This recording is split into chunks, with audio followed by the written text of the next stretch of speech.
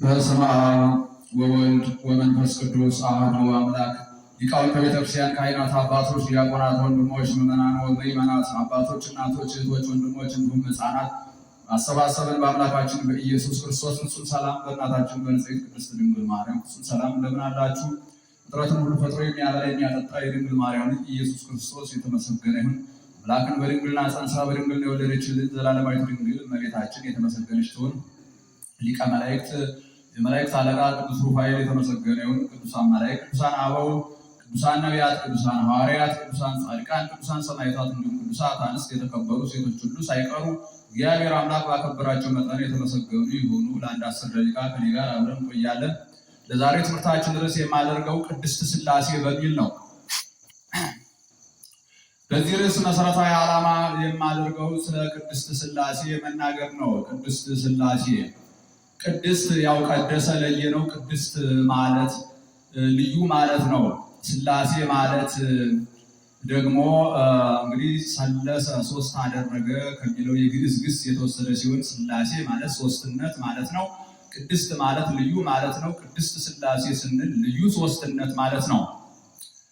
ይህ ልዩ ሶስትነት እንግዲህ ለምን ልዩ ተባለ? እንዘ አሐዱ ሰለስቱ አንድ ሲሆኑ ሶስት፣ ወንዘ ሰለስቱ አሐዱ ሶስት ሲሆኑ አንድ ይሆናሉና፣ አንድ ሲሆኑ ሶስት፣ ሶስት ሲሆኑ አንድ ስለሚሆኑ ይህ ለማንም የለም። አብርሃም፣ ይስሐቅ ወያዕቆብ፣ አብርሃምን፣ ይስሐቅን፣ ያዕቆብን ብንወስድ ፍጹም ሶስቶች ናቸው። አንድ ሊሆኑ አይችሉም እነሱ። እነዚህ አብርሃም፣ ይስሐቅ፣ ያዕቆብ እንዲሁ ደጋግ ስለሆኑ ለምሳሌ ላምጣቸው ብዬ ነው። እነዚህ ሶስት ሰዎች እያንዳንዳቸው ፍጹም ሶስቶች ናቸው። እያንዳንዳቸው የየራሳቸው ልብ፣ ቃል፣ እስትንፋስ አላቸው። ለእያንዳንዳቸው ማለት ነው። ለአብርሃም ልብ አለው፣ ቃል አለው፣ እስትንፋስ አለው። ለይስሐቅ ልብ፣ ቃል፣ እስትንፋስ አለው። እንዲሁ ደግሞ ለያዕቆብ ልብ፣ ቃል፣ እስትንፋስ አለው። ለእያንዳንዳቸው የየራሳቸው ልብ፣ ቃል፣ እስትንፋስ አላቸው። ለሥላሴ ግን እንደዚህ አይደለም። ለሶስቱ አካላት ለአብ፣ ለወልድ፣ ለመንፈስ ቅዱስ ለየራሳቸው ልብ፣ ቃል፣ እስትንፋስ የላቸው። ለሶስቱ አካላት ያላቸው አንድ ልብ ነው። ልባቸው አብ ነው። አንድ ቃል ነው ያላቸው። ቃላቸው ወልድ ነው። አንድ እስትንፋስ ነው ያላቸው። እስትንፋሳቸው ያው መንፈስ ቅዱስ ነው እና አብርሃም፣ ይስሐቅ፣ ያዕቆብ ሥላሴን ሊወክሉ አይችሉም። ልዩ ሶስትም ሊባሉ አይችሉም። ለምን? ሶስት ሲሆኑ አንድ ስለማይሆኑ ማለት ነው። አዳምን ለምሳሌ ብንወስድ አዳም አንድ ነው። ሥላሴን ሊወክል አይችልም። አንድ ነው። ምክንያቱም ሶስት መሆን ስለማይችል አዳም ማለት ነው። እኔም ሌላውን ሰው ቢሆን ሥላሴን ሊወክል አይችልም። ምክንያቱም ለምን? ሶስት መሆን አይችልም። አንድ ሰው ሶስት መሆን አይችልም። እኔ ራሴ አሁን ለምሳሌ በእኔ ውስጥ ምን አለ? ልብ፣ ቃል፣ እስትንፋስ አለ። በገሌም እንደዚያው፣ በሌላውም፣ በእሷም በሱም ልብ፣ ቃል፣ እስትንፋስ አለ። ታዲያ ያ ሰው ልብ፣ ቃል፣ እስትንፋስ አለው። እኔ አሁን ልቤ፣ ቃሌ፣ እስትንፋሴ በእኔ አካል ተጠቅልሎ ነው ያለ፣ በእኔ አካል ውስጥ ማለት ነው። በሥላሴ ግን እንደዚህ አይደለም። ልብነት፣ ቃልነት፣ እስትንፋስነት አላቸው። ለሥላሴ ያው ልቡ አብ ነው፣ ቃሉ ወልድ ነው፣ እስትንፋሱ መንፈስ ቅዱስ ነው። ታዲያ ለእኔ ልብ፣ ቃል፣ እስትንፋስ አለኝ። የኔ ልብ፣ የኔ ቃል፣ የኔ እስትንፋስ ግን በእኔ በአንዱ አካል በአንዱ ሰውዬ ውስጥ ተጠቃለው ነው ያሉ ማለት ነው። በሥላሴ ግን እንደዚህ አይደለም። በአንድ አካል ብቻ አይደለም ልብ፣ ቃል፣ እስትንፋስ ተጠቅሎ ያለ። በአብ ብቻ አይደለም ልብ፣ ቃል፣ እስትንፋስ ያለ። በወልድ ብቻ አይደለም ልብ፣ ቃል፣ እስትንፋስ ያለ። በመንፈስ ቅዱስ ብቻ አይደለም ልብ፣ ቃል፣ እስትንፋስ ያለ። በሥላሴ ዘንድ እንደዚህ አይደለም። በአንዱ አካል በአብ ልብ፣ ቃል፣ እስትንፋስ የለም። በአንዱ አካል በወልድ ልብ፣ ቃል፣ እስትንፋስ የለም። በአንዱ አካል በመንፈስ ቅዱስ ልብ፣ ቃል፣ እስትንፋስ ተጠቅሎ የለም። እንደዚህ የለም። እንደኛ አይደለም። ለሶስቱ አካላት አንድ ልብ ብቻ ነው ያላቸው፣ እርሱም አብ ነው። ለሶስቱ አካላት አንድ ቃል ብቻ ነው ያላቸው፣ እርሱም ወልድ ነው።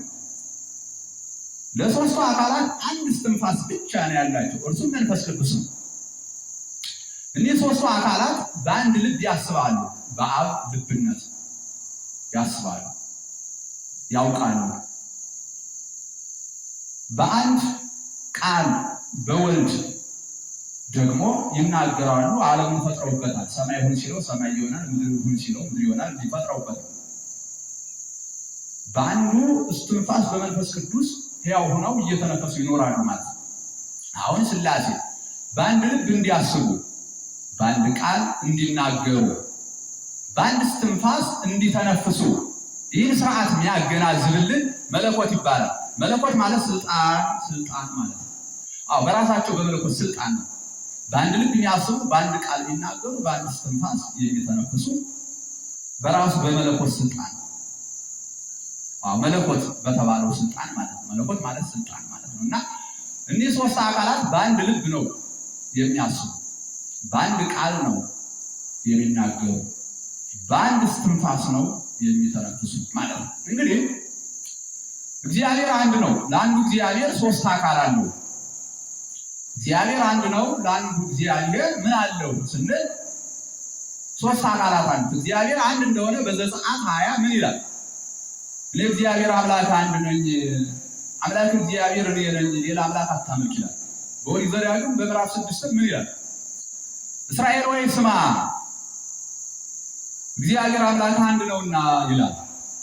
አሁን እግዚአብሔር አንድ ነው። ይህ አንዱ እግዚአብሔር ሶስት አካል አለው። ይህ ሶስት አካል እንግዲህ ሶስት አካል ካለ ደግሞ ሶስት ስም ያስፈልጋል። የአካል ስም። ለዚህ ሶስት አካል ስንት ስም አለ? ሶስት የአካል ስም አለ። ማን? አብ፣ ወልድ፣ መንፈስ ቅዱስ። ይህ አካል ስም በአካል ስም ሶስት ናቸው ሥላሴ። እንግዲህ ለአብ ለወልድ ለመንፈስ ቅዱስ ስንት ስም አለ ስንል ሶስት ስም አለ ለሶስቱ አካል።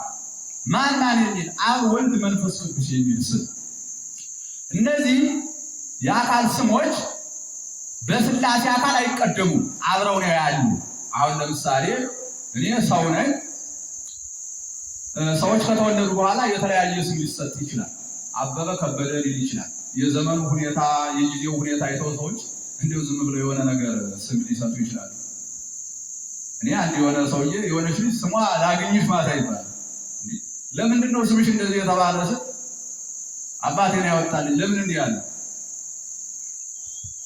በቃ ሁሉም ልጆች ከዚህ ዓለም እያለፉ አስቸግረው እኔ ብቻ ቀረሁኝ እና አባቴ እንደው የማታ እንጀራ ሆኜ ልጅ ላግኝሽ ማታ። ሰዎቹ ይስሙ ይስቃሉ። አንዱ ደግሞ ሰው ቢሆን ይባላል። ለምንድን ነው ሰው ቢሆን ለምንድን ነው ይህ ስም የተሰጠ? ሰው 9 ነበር፣ 9ኙ ከዚህ ዓለም ተለይቶ 10ኛ ነው የነበርኩ እኔ ብቻ ቀረሁ።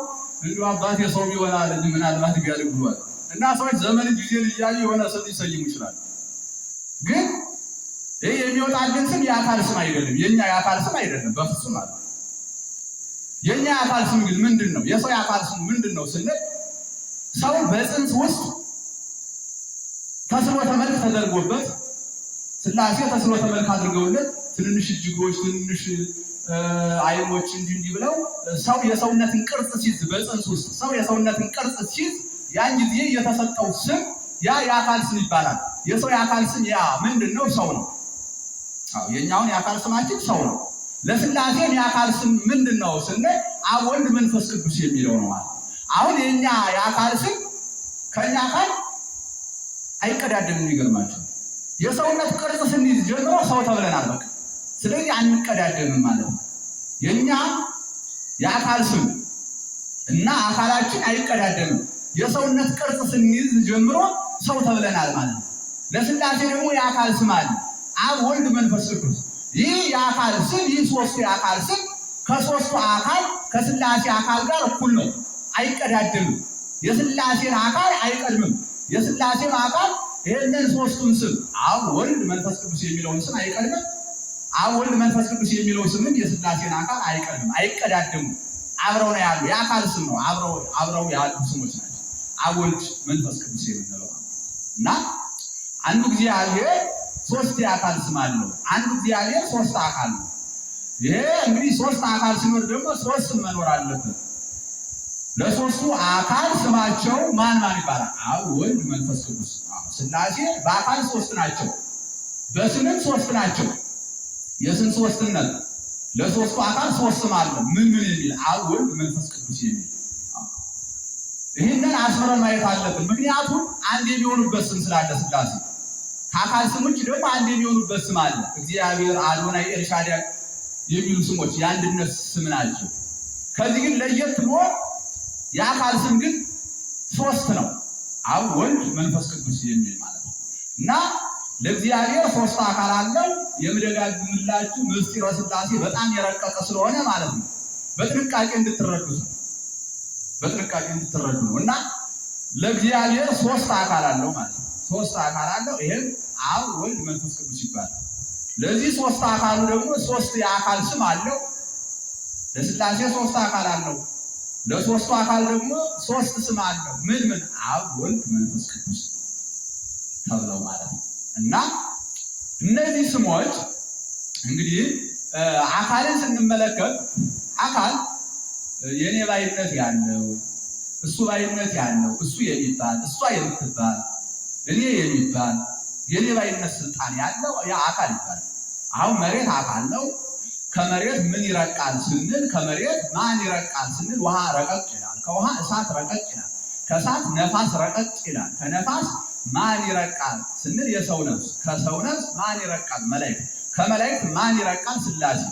እንዲሁም ከመላእክት አእምሮ ሁሉ ከሐሳባቸው ሁሉ በላይ ሥላሴ ይረቃሉ ማለት እና እንግዲህ የኔ ባይነት ያለው እሱ ባይነት ያለው ወይም እሷ ባይነት ያላት የኔ ባይነትም ያለው አካል የሆነ ሁሉ ያው አካል ነው ማለት ነው። ተጠሪነት ያለው አካል ያው አካል ነው የሚባል ማለት እና እንግዲህ አሁን እንደነገርኳችሁ የኔ ባይነት ያለው አካል ሁሉ አካል ነው የሚባል ማለት ነው። ለምሳሌ አሁን በእኔ ውስጥ ዝሮ አካል ይኖራል። ዝሮ የሆነ አካል ያልሆነ ነገር ሊኖር ይችላል። አሁን በእኔ ውስጥ ጉልበት አለ፣ ኃይል አለ። በራሴ ጉልበት ወጥቼ ወርጄ ቤት ብሰራ ይህን ቤት የራሴን ቤት እገሌ ሰራው ተብሎ በእኔ ስም ነው የሚጠራ። እኔ እንደሰራሁት ይነገራል። የከሌ ጉልበት ሰራው የከሌ ኃይል ሰራው ተብሎ አይነገርም። አዎ እኔ እነዚህ አካልነቴ ስለሚታወቅ ስሜ ተጠርቶ እገሌ ሰራው የሚባል ማለት ነው። እና ለሥላሴ እንደነገርኳችሁ ሶስት አካል አለ ማለት ነው። አብ ወልድ መንፈስ ቅዱስ የሚል አካል። አሁን አብ ወልድ መንፈስ ቅዱስ እነዚህ ሶስት አካላት በአካል የተለያዩ ናቸው። እንግዲህ አካል የሚዳሰስን ረቂቅ አካልም አለ። ግዙፍ አካል አለ፣ ረቂቅ አካል አለ። አሁን ሥላሴ ሶስት አካል ነው። እግዚአብሔር ሶስት አካል ነው። አሁን ይሄ ሶስት አካል ሥላሴ በሶስቱ አካል አይገናኝም። አሁን አብ በወልድ ላይ ፈጽሞ አብ ከወልድ ፈጽሞ የተለየ ነው። ወልድም ከመንፈስ ቅዱስ አሁን አብ ወልድ መንፈስ ቅዱስ በአካል ፈጽሞ የተለያዩ ናቸው። አብ በወልድ ውስጥ የለም፣ በአካል የለም በፍጹም ለብቻው። ወልድም በአብ ውስጥ የለም ፈጽሞ። መንፈስ ቅዱስም በአብ በወልድ ውስጥ የለም በአካል ማለት ነው። አብም በወልድ በመንፈስ ቅዱስ ውስጥ ፈጽሞ የለም። ወልድም በአብ በመንፈስ ቅዱስ ውስጥ የለም በአካል። መንፈስ ቅዱስም በአብ በወልድ ውስጥ የለም ፈጽሞ ምን በአካል። ለየብቻ ቅቡማን ራሳቸውን ችለው የቆሙ አካላት ናቸው የሉ። ግን እነዚህ ሶስት አካላት አንድ የሚሆኑበት ገንዘብ ግን አለ። አንድ የሚሆኑበት እሱ ኩነት ይባላል። ኩነታት ኩነት የሚል አለ። እንግዲህ ኩነት ማለት ሆነ ማለት ነው። ኩነት ስንል መሆን ማለት ነው። አብ መሆኑ ምንድን ነው? አብ ምንድን ነው የሚሆን ስንል አብ ልብ ነው የሚሆን፣ በሥላሴ ልብ ነው የሚሆን። ወልድ ደግሞ ምንድን ነው የሚሆን ስንል ወልድ ቃል ነው የሚሆን። መንፈስ ቅዱስ ምንድን ነው የሚሆን ስንል ለሥላሴ እስትንፋስ ነው የሚሆን። አሁን በልብነት በቃልነት በእስትንፋስነት ግን አብረው በተዋሕዶ አሉ።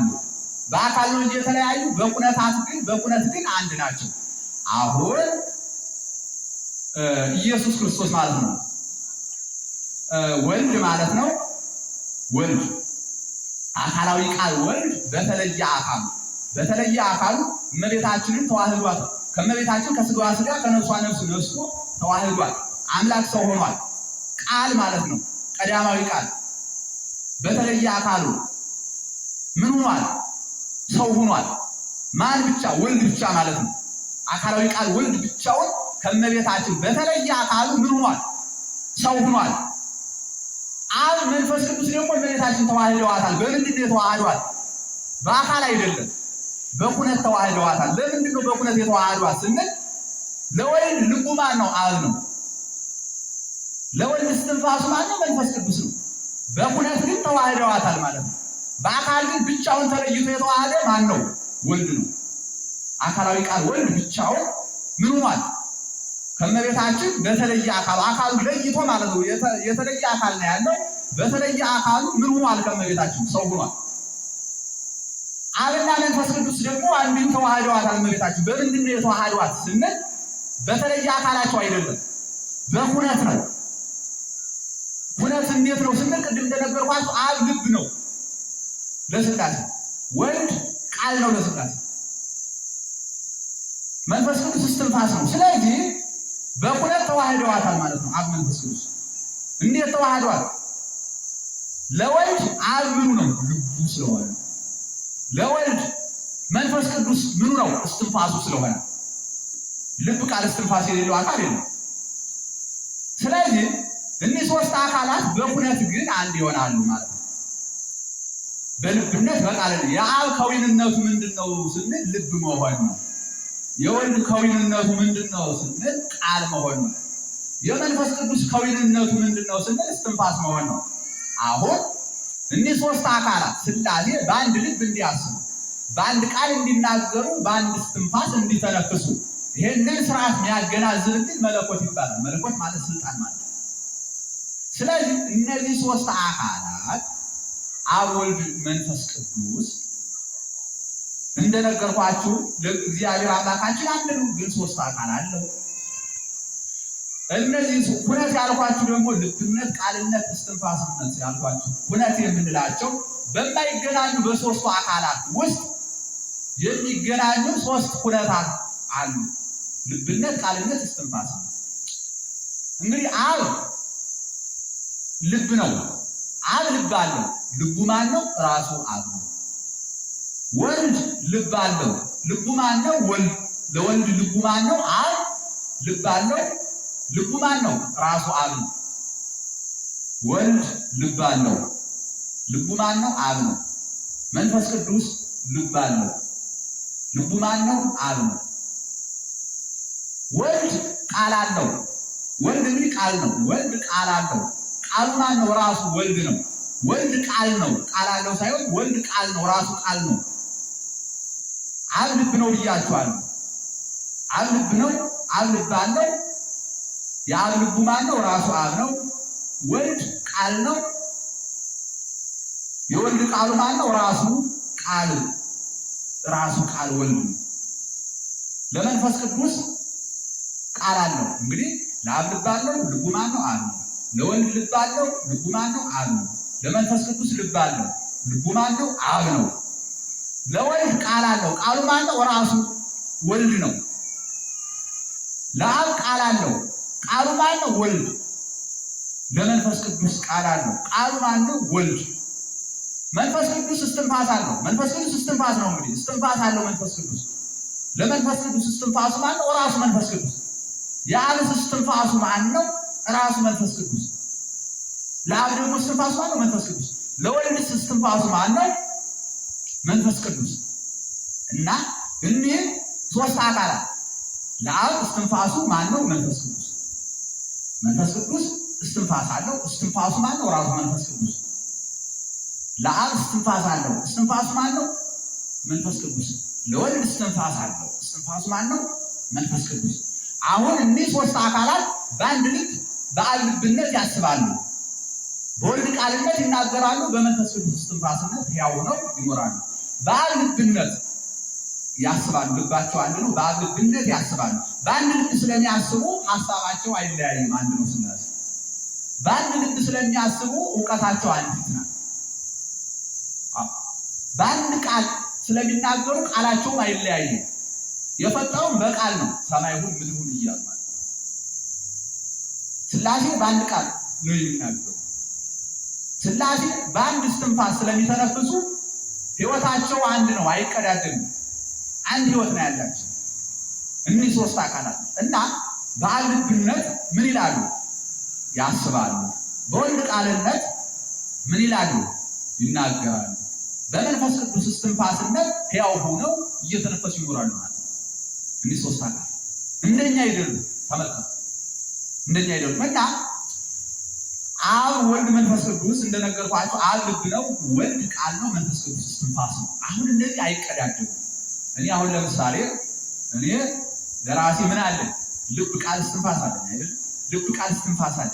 አሁን እንግዲህ ልብ ስንል ልብ የምላችሁ ደም የሚረጨውን ልብ ማለት አይደለም። የሥላሴ ልብ ስላችሁ በሥላሴ መቼም ልብ እንደኛ የሚረቅ ልብ አለ ማለት አይደለም።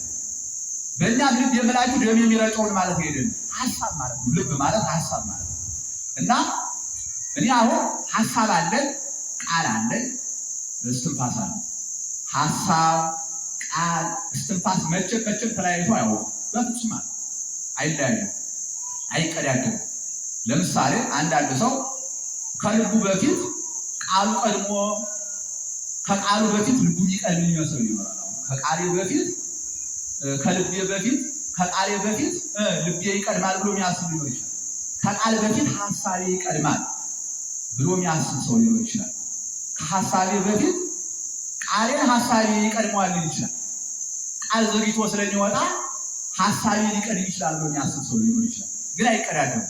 ለምሳሌ በሐሳባችሁ ቤተክርስቲያን ብላችሁ አስቡ። ቤተክርስቲያን ብላችሁ ስታስቡ ያለ ቃል ማሰባችሁ ማንኛውንም ነገር ሲያስቡ ያለ ቃል ማሰባችሁ ቤተክርስቲያን ብዬ ባስብ በሐሳቤ ውስጥ ቤተክርስቲያን የሚለው ቃል አብሮ አለ ማለት ነው። በፍጹም ያለ ቃል ማሰብ አይቻልም። ስለዚህ ሐሳብ፣ ቃል አሁን ቃል የምለው ነገር በልባችሁ እኩል ነው የሚታሰብ እኮ ግን ሲወጣ ሊዘገይ ይችላል። በአንደበታችን ተዋህዶ በጉሮሯችን ብሎ ሲወጣ እኛ ዘገየ ልንለው እንችላለን። ግን አልዘገየም፣ አንድ ነው ሲታሰብ። ቃላችን ዘግይቶ እንደሚደርሰው ሁሉ ደግሞ አካላዊ ቃል ወልድ ከ5500 ዘመን በኋላ ነው የተገለጠ ማለት ነው። በዚህ ዓለም የተገለጠ ከመታችን የተወለደ አሁን ቃሌ ዘግይቶ ቢወጣ በሐሳብ ውስጥ ግን አይቀዳደሙም። ግን ስናገረው ዘግይቶ የወጣ እንኳን ቢመስለን ሲገለጥ ነው የሚዘገይ እንጂ ሐሳብ ላይ ግን አይበላለሙ፣ አይቀዳደሙም። ሐሳብ ላይ አይቀዳደሙም፣ አብሮ ነው ያለ ማለት ነው።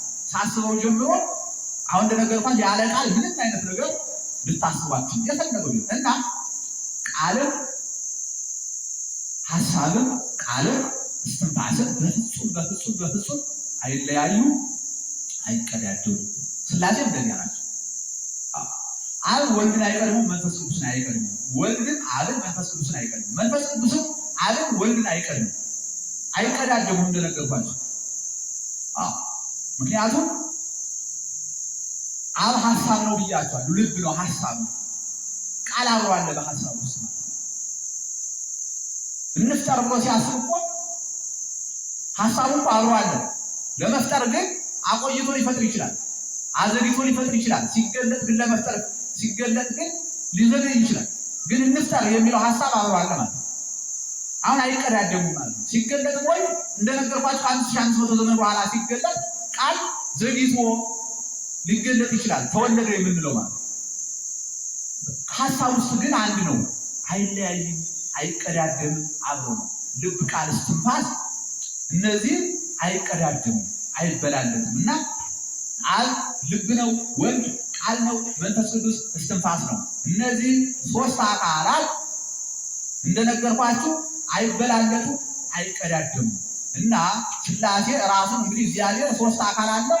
በአካል ለየብቻው የተለያየ ነው ብያችኋለሁ። በኩነት ግን አንድ ነው በተዋህዶ።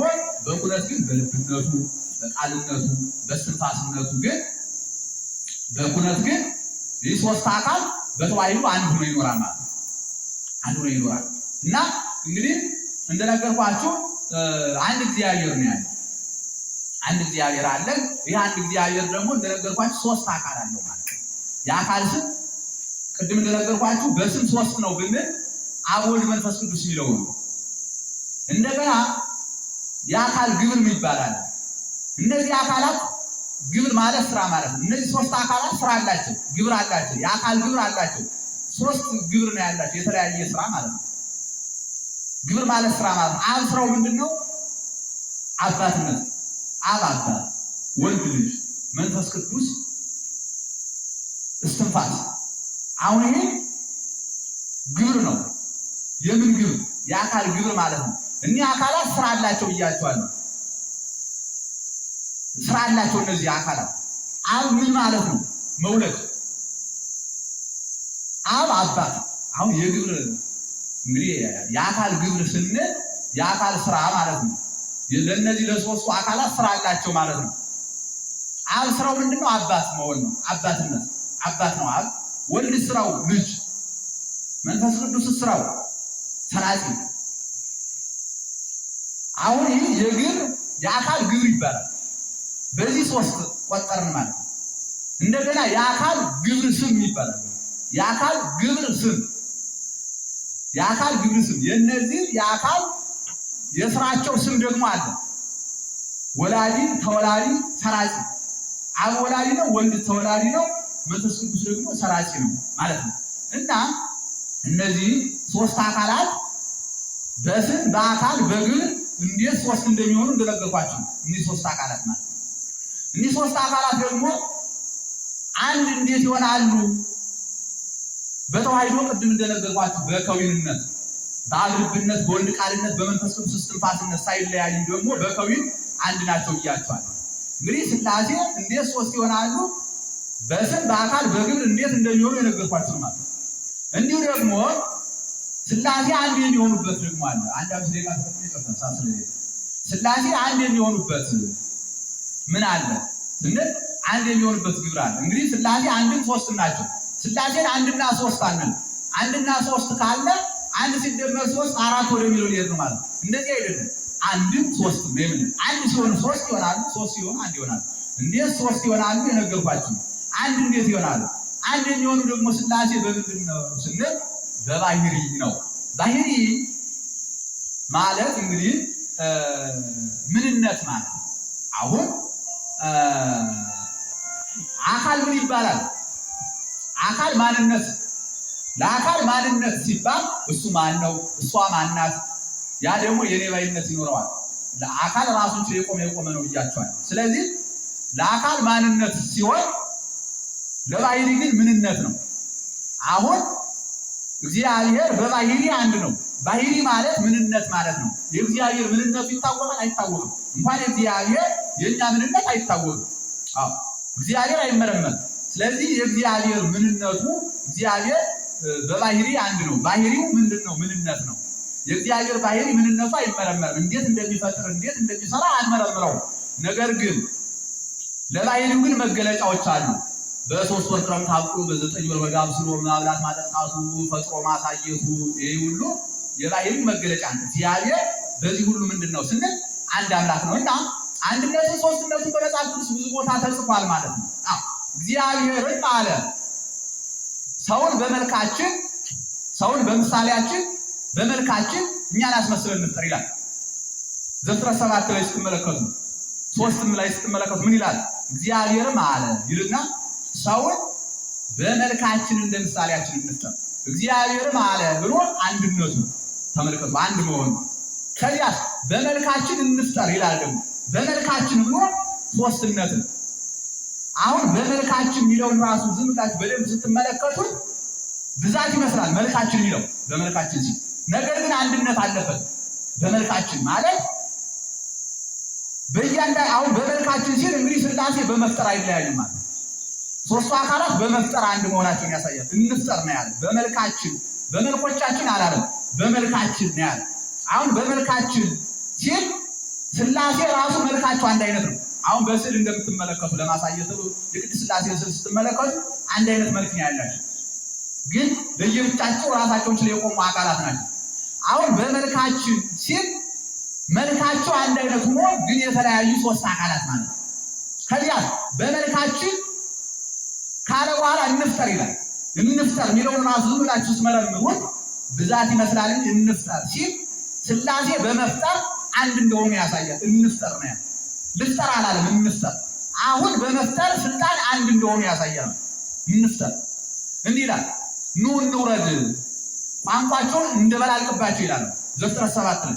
ኑ እንውረድ ቋንቋቸውን እንደበላልቅባቸው ብሎ ይናገራል። እንደበላልቅባቸው። አሁን ይህ ዝም ብላችሁ ስትመለከቱት በደንብ አድርጋችሁ ብትመረምሩት እንደበላልቅባቸው የሰናዖርን ሕንጻ እኮ እንደበላልቅባቸው አሉ። አሁን እንደበላልቅባቸው የሚለውን ቃል ዝም ብላችሁ ስትመለከቱ በደንብ ስታጤሩት መደበላለቅ እንዲህ ማፍረስ ነው። በማጥፋት በመፍረድ አንድ እንደሆኑ ልደበላልቅባቸው አላለም፣ እንደበላልቅባቸው በመፍረድ አንድ እንደሆኑ ያሳያል። ዓለምን በማሳለፍ በመፍረድ አንድ እንደሆነ ያሳያል። በመፍጠርም ቅድም እንደነገርኳችሁ ማለት አንድ እንደሆነ ያሳያል። እና ሥላሴ በመፍጠር በማብላት በማጠጣት በመመገብ ዓለምን በማሳለፍ በመፍጠር በዚህ ሁሉ ምንድን ናቸው? አንድ ናቸው። ይህ ሁሉ ባህሪ ነው። በዚህ ሁሉ አንድ ናቸው ማለት እና የአካል ሶስትነትን ግን ቅድም እንደነገርኳችሁ ነው። የራሳቸው ለራሳቸው አካል እንዳላቸው ክርስቶስ ራሱ ምን ይላል? አንድነት ራሱ እንዳላቸው ምን ይላል? እኔ ያየ አብን አየ ይላል። አሁን እኔ ያየ አብን አየ ማለት በአካል እኮ አይደለም። በአካል አይገናኙም ፈጽሞ ብያቸዋለሁ። ግን እኔ ያየ አብን አየ ሲል ጌታ በኩነት ነው። በልብነት በቃልነት በስትንፋስነት ተዋህደው ስለሚኖሩ ሥላሴ ነው። እኔ ያየ አብን አየ ይላል። ከዚያ ደግሞ ምን ይላል? የላከኝን እግዚአብሔርን የላከኝን እግዚአብሔርን ይላል። ምን ይላል? እኔ ይላል ወደ ላከኝ እሄዳለሁ። እኔ ብሎ እኔ ባይነትን ይናገራል። እርሱ የተለየ አካል መሆኑን ከአብ ከመንፈስ ቅዱስ የተለየ መሆኑን እኔ ይላል። ከዚያስ ወደ ላከኝ ሄድና አለ ደግሞ ወደ ላከኝ ወደ ማን? ወደ እርሱ ወደ አብ ማለት ወደ አብ እሄዳለሁ አለ። አብን ለብቻው ሌላ አካል መሆኑን ይናገራል። ከዚያስ አጽናኙን እልክላችኋለሁ ይላል። መንፈስ ቅዱስን ደግሞ ማለት መንፈስ ቅዱስም ሌላ አካል መሆኑን ይናገራል። ግን እኒህ ሶስት የተለያዩ አካላት በአንድ በሶስት ሶስቱ በኩነት ደግሞ አንድ ሆነው እንደሚኖሩ ምን ይላል? እኔን ያየ አብን አየ በማለት ይናገራል። እና ሥላሴ አንድነታቸው ሶስትነታቸው እንደነገርኳችሁ ማለት እና የሥላሴ ነገር እንደነገርኳችሁ ምስጢር ስለሆነ ስለረቀቀ ረቂቅ ስለሆነ ግልጽ ስላልሆነ ሰዎቹ በቃ ይከብዳቸውና ቤተክርስቲያን ምስጢር ትደብቃለች የሚሉ ሰዎች አሉ። ለምንድነው መጋረጃ የምታበዙ? ለምንድነው ምስጢር የምትደብቁ? ቤተክርስቲያን ለማንም ምስጢር ደብቃ አታውቅም። እንግዲህ ምስጢር ሁለት አይነት ነው። ሁለት ሰዎች እያወሩ ሶስተኛው ቢመጣ በቃ በአንተና እኔ ምስጢሩ ይቅር፣ ያኛው ሰውዬ እንዳይሰማው ይላል።